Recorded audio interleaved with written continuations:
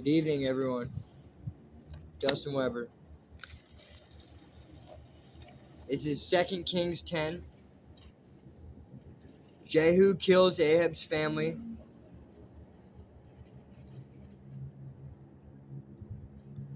Jehu kills the priest of Baal, and the death of Jehu.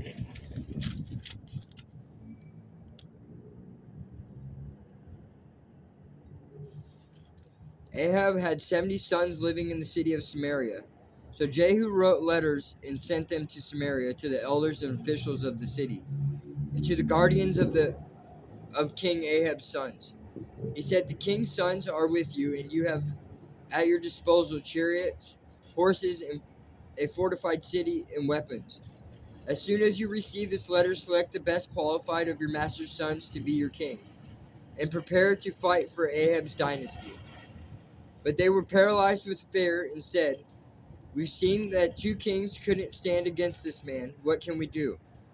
So the palace and city administrators, together with the elders and the guardians of the king's sons, sent this message to Jehu: "We are your servants and will do anything you tell us. We will not make anyone king. Do whatever you think is best." Jehu responded with the second letter: "If you are on my side and are going to obey me, bring the heads of your master's sons to me at Jezreel by this time tomorrow." Now the 70 sons of the king were being cared for by the leaders of Samaria, where they had been raised since childhood. When the letter arrived, the leaders killed all 70 of the king's sons. They placed their heads in baskets and presented them to Jehu at Jezreel. A messenger went to Jehu and said, "They have brought the heads of the king's sons." So Jehu ordered, "Pile them in 2 heaps at the entrance of the city gate and leave them there until morning." In the morning he went out and spoke to the crowd that had gathered around them. "You are not to blame," he told them. "I am the one who conspired against my master and killed him. But who killed all these? You can be sure that the message of the Lord that was spoken concerning Ahab's family will not fail. The Lord declared through his servant Elijah that this would happen." Then Jehu killed all who were left of Ahab's relatives living in Jezreel, and all his important officials, his personal friends, and his priests. So Ahab was left without a single survivor. Then Jehu set out for Samaria along the way. While he was at Beth Eked of the shepherds, he met some relatives of King Ahaziah of Judah. Who are you?" he asked them. And they replied, "We are relatives of King Ahaziah. We are going to visit the sons of King Ahab and the sons of the queen mother." "Take them alive," Jehu shouted to his men. And they captured all 42 of them and killed them at the well of Beth-eked. None of them escaped. When Jehu left there, he met Jehonadab, son of Rechab, who was coming to meet him. After they had greeted each other, Jehu said to him, "Are you as loyal to me as I am to you?"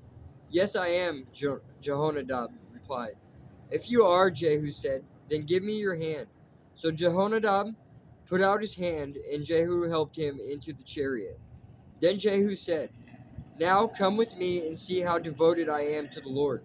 So Jehonadab rode along with him. When Jehu arrived in Samaria, he killed everyone who was left there from Ahab's family, just as the Lord had promised through Elijah. Jehu kills the priest of Baal.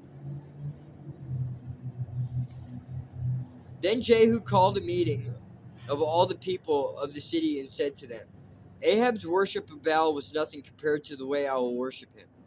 Therefore summon all the prophets and worshippers of Baal, and call together all his priests. See to it that every one of them comes, for I am going to offer a great sacrifice to Baal. Anyone who fails to come will be put to death."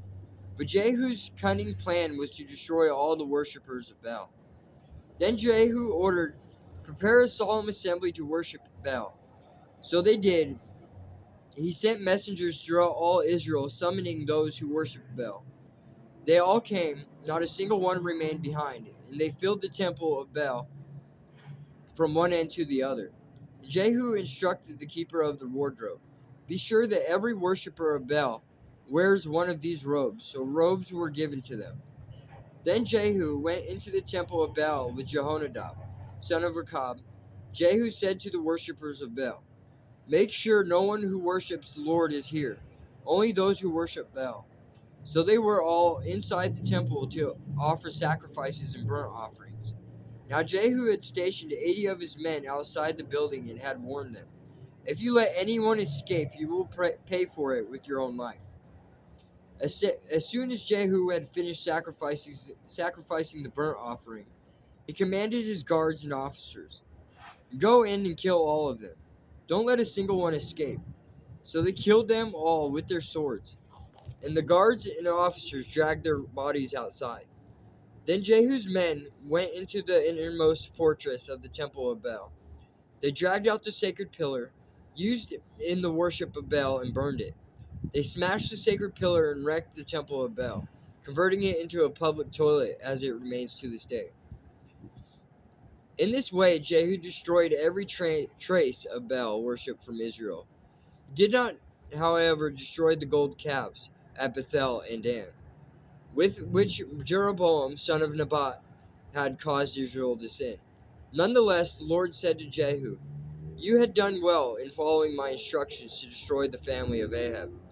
Therefore, your descendants will be kings of Israel down to the fourth generation." But Jehu did not obey the law of the Lord, the God of Israel, with all his heart. He refused to turn from the sins that Jeroboam had led Israel to commit. The death of Jehu. At about that time, the Lord began to cut down the size of Israel's territory. King Hazael conquered several sections of the country east of the Jordan River, including all of Gilead, Gad, Reuben, and Manasseh. He conquered the area from the town of Auror by the Arnon Gorge to as far north as Gilead and Bashan. The rest of the events of Jehu's reign, everything he did, and all his achievements are recorded in the book of the history of the kings of Israel. When Jehu died, he was buried in Samaria. Then his son Jehoahaz became the next king. In all, Jehu reigned over Israel from Samaria for 28 years. In Jesus' name I pray.